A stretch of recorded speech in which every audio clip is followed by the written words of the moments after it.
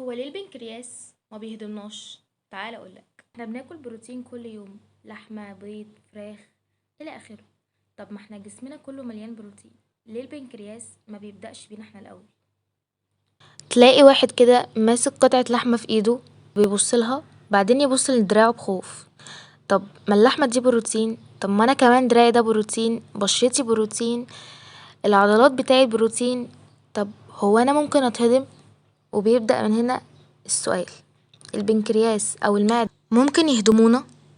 وده بيكون دور البنكرياس. البنكرياس هو مصنع الانزيمات، بيطلع عصارة تكسر اي بروتين لاحماض امينية. الاحماض الامينية دي هي اللبنات الاساسية اللي جسمك بيستخدمها عشان يبني كل حاجة فيك تقريبا، بشرتك، عضلاتك، شعرك، وحتى انزيمات جديدة. ولو جينا نمثلها ان البنكرياس ده مصنع صغير بيطلع منه عمال، العمال دول اللي هم الانزيمات بيقصوا سلسلة البروتين الطويلة لمكعبات صغيرة، ومن هنا نعرف ان البنكرياس بيساوي مصنع الانزيمات. طب لو الانزيمات دي بتكسر اي بروتين، مش المفروض تشتغل علينا برضو ونصحى من النوم نلاقي نفسنا كفتة؟ بس الحقيقة البنكرياس ما بيطلعهاش جاهزة، بيطلعها نايمة، اسمها برو انزيمات، ما بتشتغلش غير في الامعاء.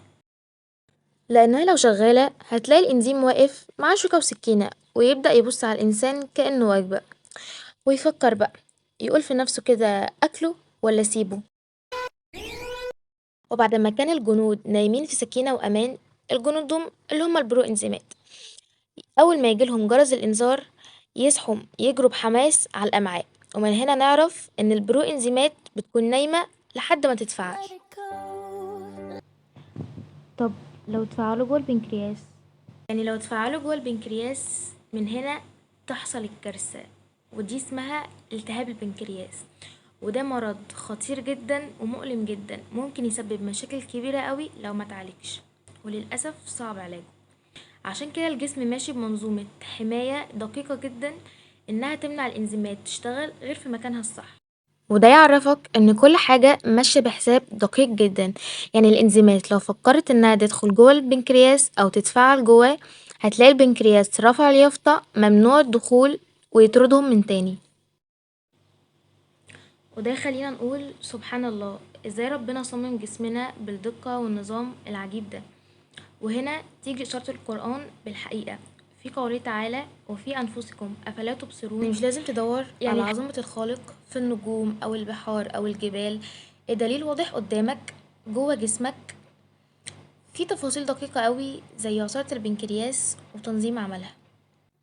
يعني الخلاصة، البنكرياس بيهضم الأكل، مش بيهضمك انت، لأن ربنا عامل منظومة حماية محكمة، توقيت مظبوط، مكان محدد، وإشارات سليمة. فالمرة الجاية وانت بتاكل لحمة أو فراخ، افتكر ان في جيش من الانزيمات شغال ليل نهار علشان تستفيد من الأكل من غير ما تتحول انت بنفسك للأكل. علم ممتع لما نفهمه. ما تنساش اللايك والسبسكرايب للقناة علشان لسه مكملين في سلسلة فيد واستفيد.